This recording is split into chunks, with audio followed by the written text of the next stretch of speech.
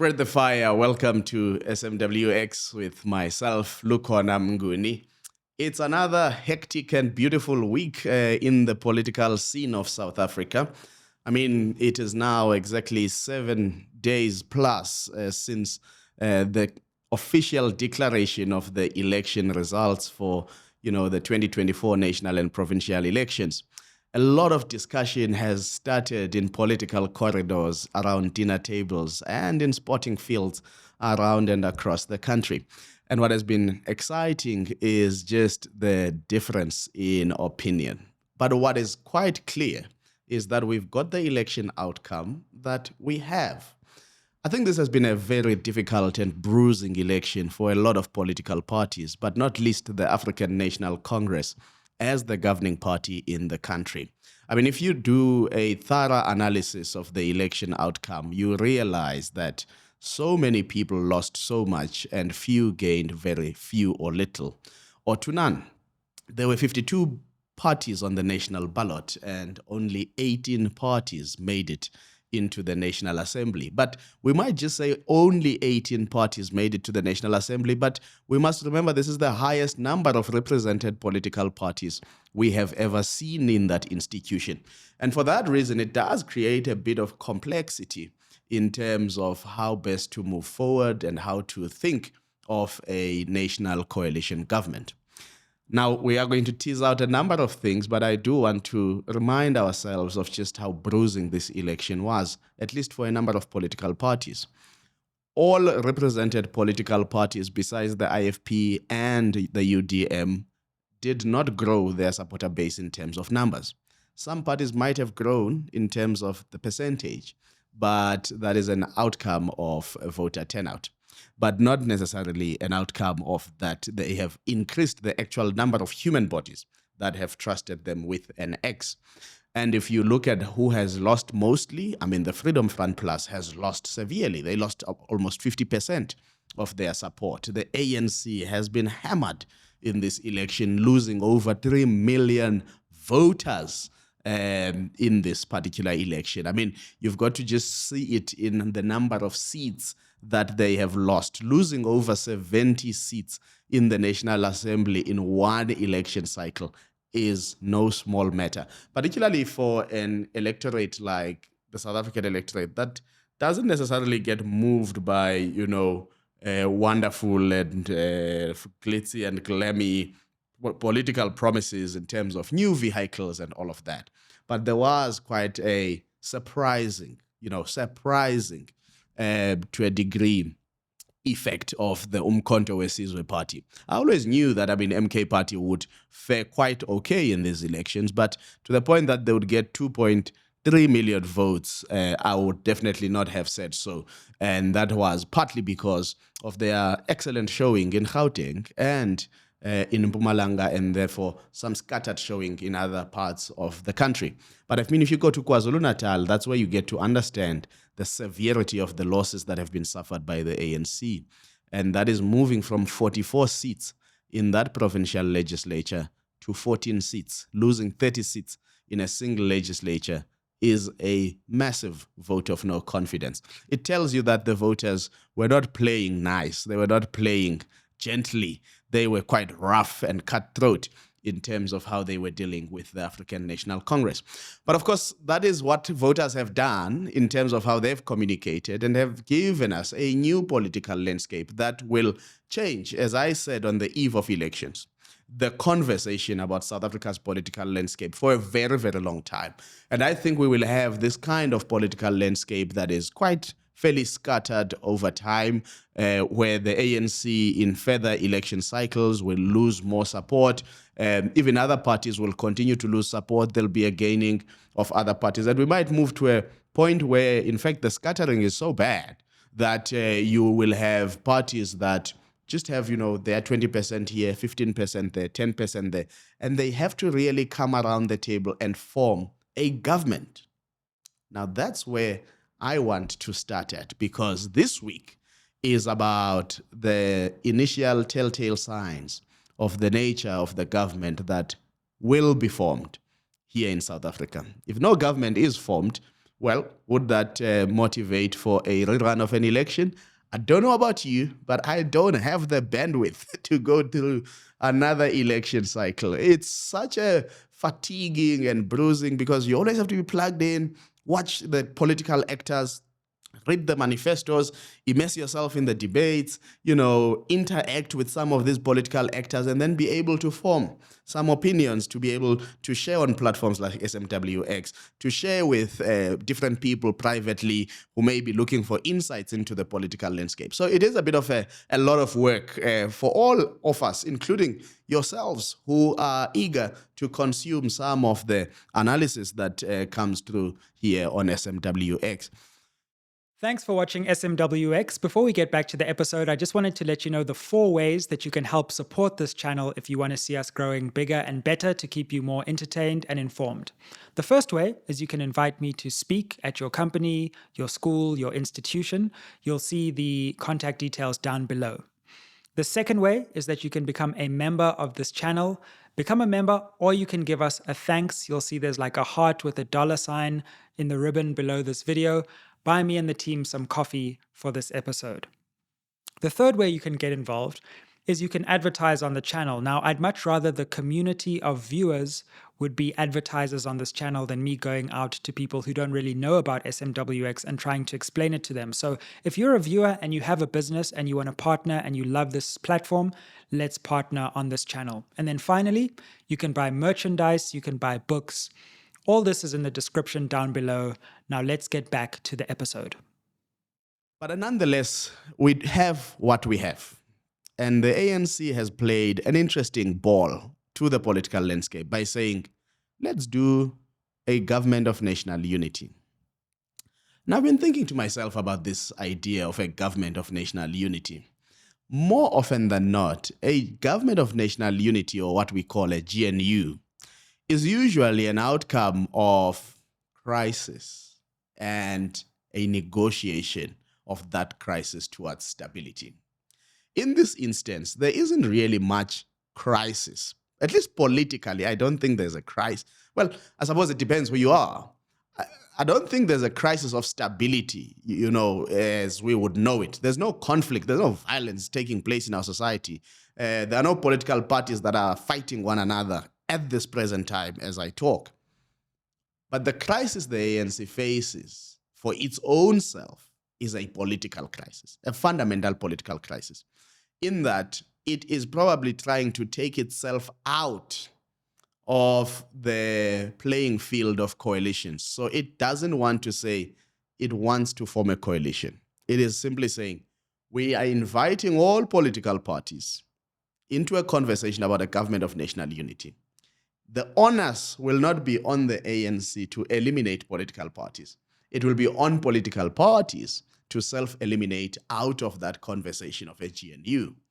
Now, in that instance, the positioning is positive for the ANC because what it does for them is it doesn't bind them into particular political actors. However, the difficulty for them is when the number of parties that keep exiting and eliminating themselves out of the GNU leave them with very little and limited options in the room, it then locks them again into the idea that they are back to a coalition arrangement. And this is why I've been calling this a quasi-GNU. Most GNUs are quite predetermined, even well before elections, in terms of what is most likely to happen, particularly when the strength of the political parties is quite known. This one that is before us is still at a very preliminary stage. So the ANC is trying to engage as many, if not all, the represented political parties, so which means all the other 17 political parties. But a GNU cannot have its terms of reference only set by one political party. And I think this is where the ANC is going to struggle quite a bit. Because a GNU is an outcome of negotiating some crisis, whether it's violent crisis, whether it's stagnation in government or polarization in society that is actually at the detriment of society itself. And therefore it calls for a formation of a government that is quite representative of the many sections of society, calls for a government that is quite representative of the many political classes and groupings that are available in that political landscape. Then you bring them together through a government of national unity. There's a clear framework and agreement that is signed up to, and everybody then gets their act together on like that. Now, where we are is that the ANC is the definer of a government of national unity. And unlike in 1994, the government of national unity was in actual fact prescribed by the interim constitution of 1993. So that's why I'm saying there is a crisis. At that time, it was the crisis to end apartheid.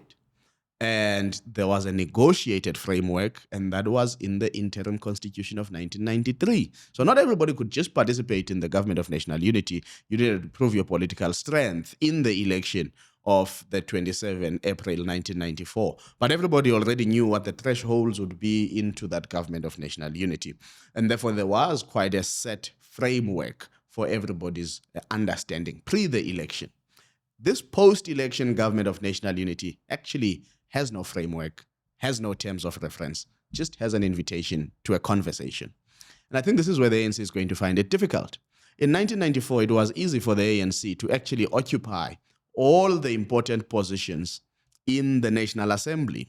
So they would get speaker, deputy speaker, chairs of chairs, and all of those kind of important presiding officer positions in the National Council of Province and so on. And that's actually because the ANC had received well more than 50% in that election. It's just that the government of national unity was meant to be a signal of some unity, of some, creation of cohesion, and so that all sections of society find themselves or see themselves represented in the government of the day. So it had nothing to do with the National Assembly and how it will be governed and all of this.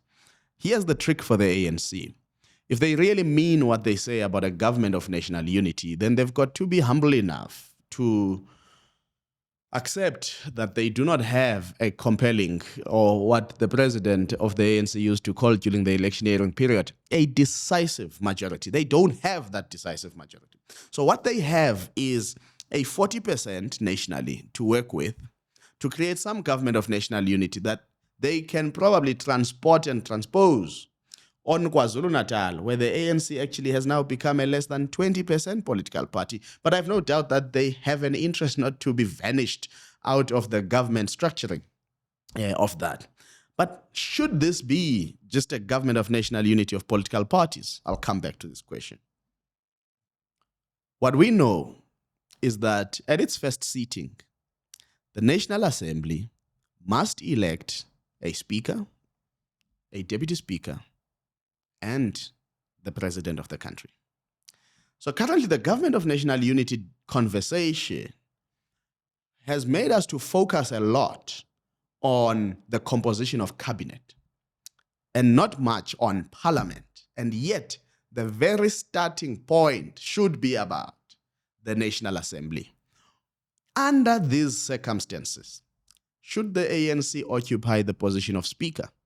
I think that's a question that must confront those in the political landscape who are, in conversation and, doing I don't want to call it horse trading at this stage, because I think it's really about setting up the principles of this government of national unity. Those who are trying to do that, shouldn't they be talking about those issues?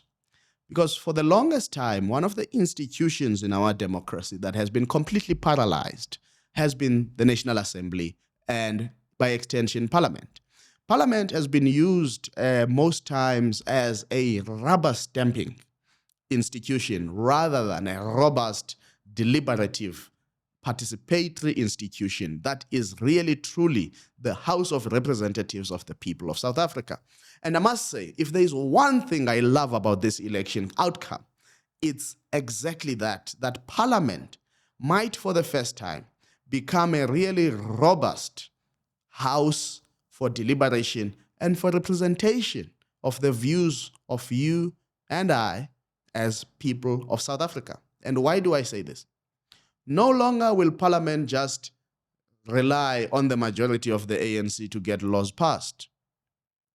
The ANC and any other party will have to lobby across the benches of Parliament to pass any piece of legislation. That's a positive thing. because it means that for the first time, there might start being some real negotiation amongst the members of parliament on pieces of legislation. And the one that excites me the most, I must tell you, are the divisions of revenue bills that, get tabled by the Minister of Finance when they are before the House delivering their budget speech. For the longest time, people of South Africa have always thought that the budget belongs to the Minister of Finance. And that's because Parliament has not been constructed in such a way that it allows for a comprehensive and robust debate about the budget. That budget is our budget, it's Parliament's budget. So when the Minister of Finance stands up and says, we will increase these tariffs by this much, we will increase these grants by this much, we will, decrease funding to the police by this much. We will decrease funding to education by this much, and all of that. And to the IEC, by the way, that we've been talking about from time to time. When you increase budgets or decrease budgets, that is a proposal tabled by minister according a process that has been undertaken by Cabinet and Treasury and the Budget Office. And they arrive at a proposed budget, and they bring these bills to Parliament. Now, Parliament then has to deliberate. And I'm sure you've seen civil society says, no, don't decrease the budget for police while increasing the budget, for blue lights and VIP protection and so on. Rather, take from there and give to police because we've got a crime and safety problem in our communities. But people don't listen to civil society. I mean, there's been lobby groups for gender budgeting. There have been lobby groups for particular sectoral, budgets that need to happen. So I think now those conversations, you'll remember actually Minister Tito Mboweni introduced the concept of zero budgeting. And so we need to now go back to some of those conversations and say, as society, what opportunities do we have with this outcome of the election? And who can we find to influence, to be the voice inside Parliament when matters such as budget are being discussed, when those bills are being tabled in committees and then brought to the House for adoption? Because for the first time in a very long time in this country, there's even the possibility that we may have a parliament that doesn't agree on a budget. And what would Cabinet have to do with Treasury? They would have to go back to the drawing board and then come back and seek for another negotiation of the budget. This is important because we've seen the stalemate, for example, in the US, when government shuts down because actually budget has not been passed because there's been a stalemate between the White House and the Senate. It happened during Barack Obama's term as president of the US. I'm not advocating that we need an unnecessary shutdown of government in South Africa, but I'm trying to say when politics is competitive, nothing seems to be for granted. You can't take things for granted. No, we've got a budget. This is what we are tabling. Boom. And then we think, no, the budget is going to pass because it always passes. Not anymore. It's not going to happen now. There's going to be a lot of lobbying. Firstly, inside cabinet, because if it's really a government of national unity, one would expect that no less than 6 of the 18 political parties will be represented in that cabinet. And I can tell you, no one of those 6 parties think the same way, have the same priorities, have similar constituencies. And, imagine South Africa with the same lens, at least for its own development, its own social security and all of that. And we know that there are very serious contentious issues that are now sitting before this country. How do we make sure that we've got money for the national health insurance? How do we make sure that we continue to expand social security to look after people who have been locked out by this economy from being productive to earn wages and salaries for themselves and for their households? How do we make sure we feed those households when nobody works? How do we make sure that we expand the child support grant so that it meets the nutritious needs of children, because the current one has been demonstrated not to meet those needs, and it leads to other externalities that eventually long-term become the burden of the state. Questions such as stunting of children, malnutrition of children, and just a sheer threat to their health and to their lives because of hunger. How do we do those things? And also still making life easier for the lot of South Africans who are feeling the squeeze of the cost of living, the interest rates as they stand, and where we are as a country in terms of our socioeconomic profile. So these things now have a window of being debated quite extensively, and I think also meaningfully, and not for the sake of just having a debate in Parliament, because there is no guarantee anymore that a vote is secured for any piece of legislation without at least one political party engaging across the benches with another political party. So now the strain of work in Parliament is probably going to start being felt by politicians. They're no longer just going to be coming up, showing up on the red carpet of Parliament, strutting their nice and lovely, beautiful designer outfits and so on. Now they've got to think and be more focused on the real business of Parliament. And that Parliament is in part, as I suggest, with the issue of the budget, to make sure that there's a budget that is meaningful and representative of the needs of South Africans, and it is responsive to the plight of the people of this country. The second issue is going to be around the opportunity that as citizens we might now have to lobby and petition for different laws in this country. Now, because there are so many political parties, we can test the waters with this member or that member and get a number of private members' bills submitted into Parliament. I mean, as you would know, most of the legislation tends to flow from Cabinet to Parliament. But in actual fact, individual members of Parliament can, on their own accord, initiate a private member's bill on any matter in this country. And that's going to be fascinating to see in terms of how those bills get tabled, how the Speaker's office maybe certifies them, allows them to go to committees for deliberations, for public participation, and all of that. And this is why I started by saying, if this government of national unity is serious, it must start talking about the composition of the presiding officers of Parliament, particularly the National Assembly. Because if you don't start there, who should be Speaker of the National Assembly? Because that's going to be the biggest arbiter of fairness in a National Assembly that is as disintegrated as this one is in terms of sharing of the spoils and political power. Who will be the person, or tool, to say, no, this one is fair, it must go ahead. And not doing it for the sake of a party line, but doing it for the preservation of the institution of the National Assembly and the sanctity of that institution as part of our anchors of democracy.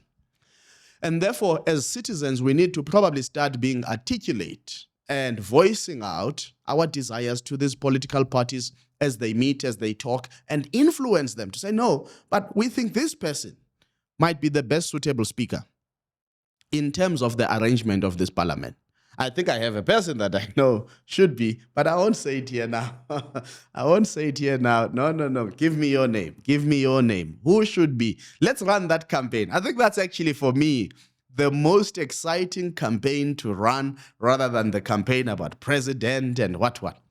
Who should be the Speaker of the National Assembly? Because now the government of national unity discourse makes us focus on cabinet. Cabinet is a product of parliament. The real people's house is parliament. Our house as citizens is parliament. So maybe let's run that on your socials. Let's tag one another. Who should be the Speaker of the National Assembly? Can you imagine? The Speaker must be somebody who's mature enough, when the bitterness across the party lines begins around, certain debates. Can you imagine? I mean, this external faction of the ANC now called MK Party, when they are now debating the SONA. Remember, there's a SONA coming soon after the election of the president and then the inauguration of the president. Then the next thing we'll be preparing for is the State of the Nation address from the newly elected president in a new term. So can you imagine after that debate, hey, point of order, speaker, as MK, we are not happy. And then there's EFF this side. Then there's DA and its cousins on the other side, Bossa, Action SA.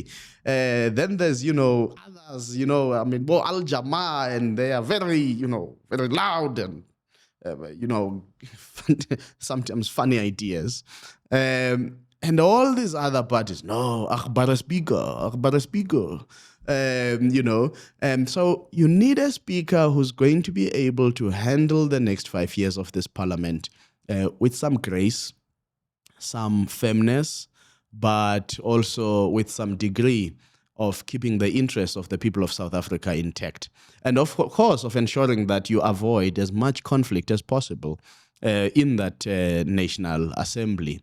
And it's going to be a difficult National Assembly because, as I said, I think that no less than 6 political parties would end up in a government of national unity. So those parties have a very difficult role to play, both as parties in government, but also opposition parties in the National Assembly. And that may create some tensions in the very arrangement of the government of national unity. But one hopes that, politicians, as they go through this period, they understand the complexity of the outcome and the maturity that it demands of them in terms of their day-to-day behavior. And I think these combative, ways of defining one party over the other are not helpful. Because at the end of the day, the government of the composition of the electoral outcome demands political parties to work with one another, one way or the other. I mean, it's no longer going to be Scopa that we say, that's the committee in parliament where the ANC tries and kills parties and, elects, puts people there and makes puppets out of them. It will be many more portfolio committees now in the National Assembly that actually will have to be chaired by members of the opposition. It can't just be that the ANC will chair all of the portfolio committees. First of all, they don't have adequate numbers anymore to probably be in government, take a lot of ministerial and deputy ministerial posts, take all portfolio chairs of committees, and then what will they be left with in terms of members who must attend different committees and various committees? So the ANC is quite in a very precarious position itself. And I think if it wants to remake itself and reposition itself with the South African public, with the South African voters towards 2029, and that they would seek to grow and bounce back from this loss of power, the ANC will have to think very carefully how it composes itself and constructs itself in the National Assembly and in government, and that it gives itself enough human power to also be able to be in a position to hold the other political parties that would be in government with it accountable. Because now there's almost like an existential crisis that political parties are going to have, including the ANC, and that is being a governing party and an opposition party all at the same time. And it's an interesting place to be because as an organization, it may well be the thing that vanishes you out of the political landscape. And political parties are always skeptical to go into coalition governments with still fairly large parties because they fear being swallowed by those parties. And I know a lot of people make the example of the United Kingdom around 2014, 2015, when there was no clear outright winner. In the United Kingdom, the Conservative Party went into government with the Liberal Democrats of Nick Clegg at the time. And my goodness, were they decimated in the next election, the Liberal Democrats, the Conservative Party, then just went right ahead to win the election. And I think that's because the Liberal Democrats at the time allowed the Conservative Party to actually make very, very serious and strong policy amendments and changes in the UK that affected materially the life of people. And they were seen by some as culprits, but they were also seen by some as the people who sold out their agenda for the people, because as Liberal Democrats, one would not expect them to go with some of the policies of the Conservative Party. Again, this is going to be a very, very difficult issue in this government of national unity, because we know that these political parties have very serious issues that they are sensitive about. And I suppose I need to remind you that national governments are not municipalities. A municipality can get away with just prioritizing service delivery. Unfortunately, in this period we are in, there are a lot of geopolitical shifts happening around the world.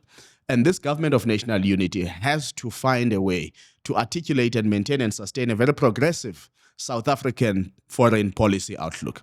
And that South African foreign policy outlook is one that's embedded in our constitution on human rights, on solidarity and global solidarity in general. And if that must be the case, then this government of national unity must be reminded about some of the imperatives. And this comes at a time when South Africa actually is looked at in the global map. We are busy with the case of Israel's genocide against Palestinian people in the ICJ, in the International Court of Justice. South Africa is the host of the next G20 summit, and we need to present a very clear agenda for that summit.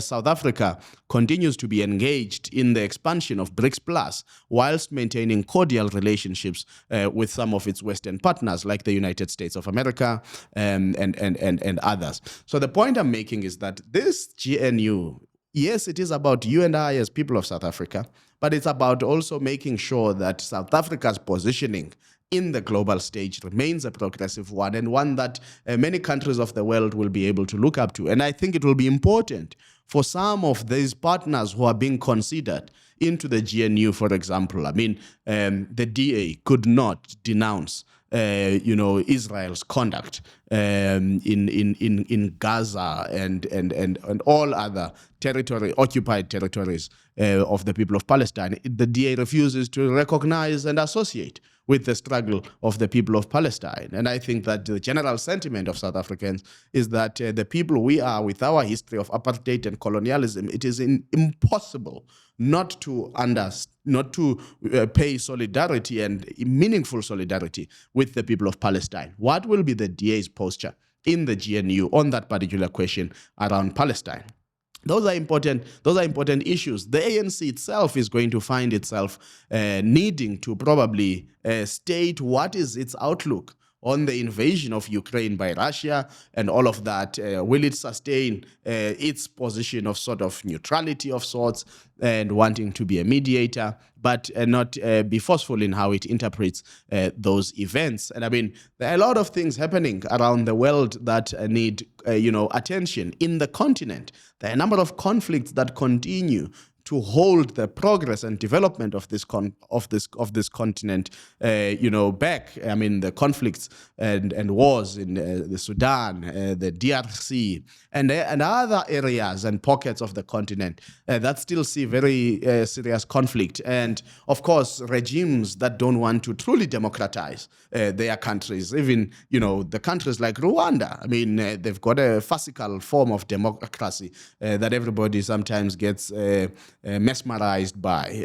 What is going to be the posture of this government around those issues? And the next 5 years of global governance architecture, global security architecture. And of course, there are also some contentious issues in the global health architecture space. So the point I'm trying to make is that this discussion and this week is not just about, will we sustain service delivery?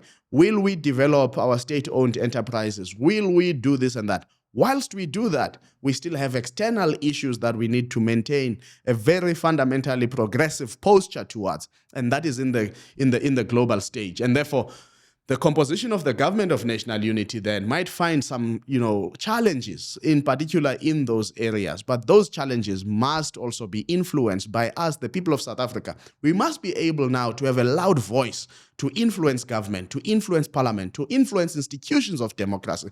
Because now it's no longer just about lobbying one entity rather than lobbying as many. So at some point, people thought, if you've lobbied the ANC you've done the work, because guess what? The ANC is dominant in government. It has the power, and it will forge ahead, and it will, yes, get the mandate to parliament, but it can do it ipso facto.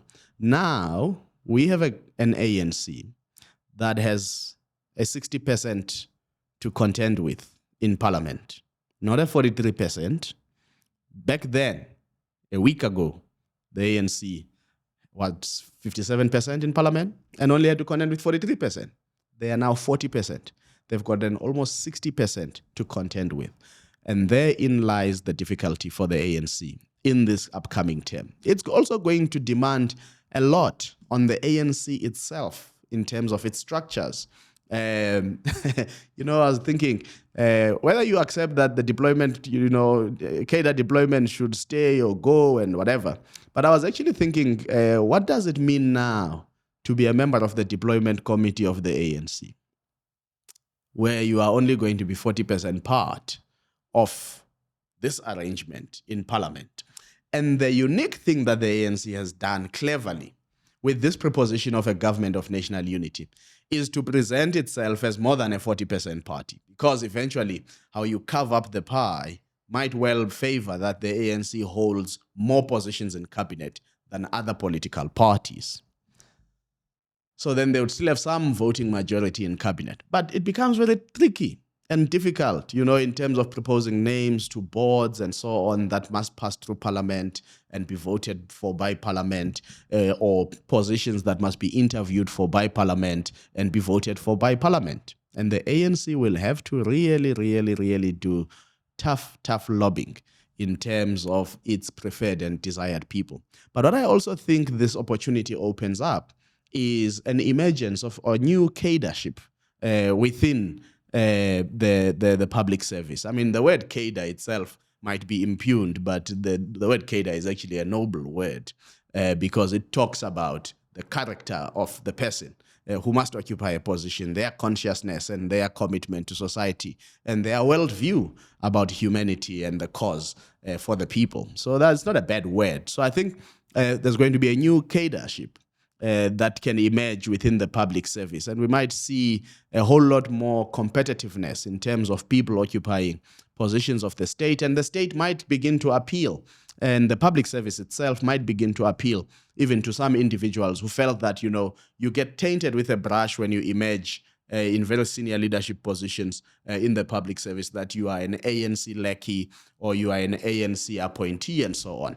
And I think this moment of this electoral outcome really gives us some possibilities as a country, and we must embrace those possibilities. And I think a number of people must gear themselves to get into the public service and use this opportunity as a moment of rebuilding, as a moment of re-architecturing the state, because I think there's also now a window of opportunity for us to ask some very serious questions about the composition and the architecture of the state as we know it. The questions that used to actually even occupy the ANC itself at its conferences, but the ANC retreated from those debates, need to come back to the table now. This is the opportune moment for us to have those debates. Do we need the 9 provinces? Do we need to reduce the size of provinces or the number of provinces? Do we need provinces at all? How do we strengthen local government and create a devolution of serious, not this nitpicking because I am governing the province, I want more powers in the province. Maybe we don't even need that province you are governing. So how do we think and imagine devolution of power so that we really amplify this need and cause of a government for the people, by the people, with the people? Because one of the things that is currently highly frustrating is that people have not been able to participate meaningfully in the affairs of the state. And that's why the Constitutional Court has in actual fact struck down a number of pieces of legislation passed by Parliament and signed by the President, simply because on procedure, there was not enough public participation. We now enter a period, I want to say, of potential meaningful public participation, but that only depends on our active citizenry and how we take advantage of that opportunity and make sure that we make meaning out of it. I hope that we are going to carry on with these very long and important conversations as the week progresses, as the next month unfolds, and of course, as this new administration takes shape and takes office. Ayeye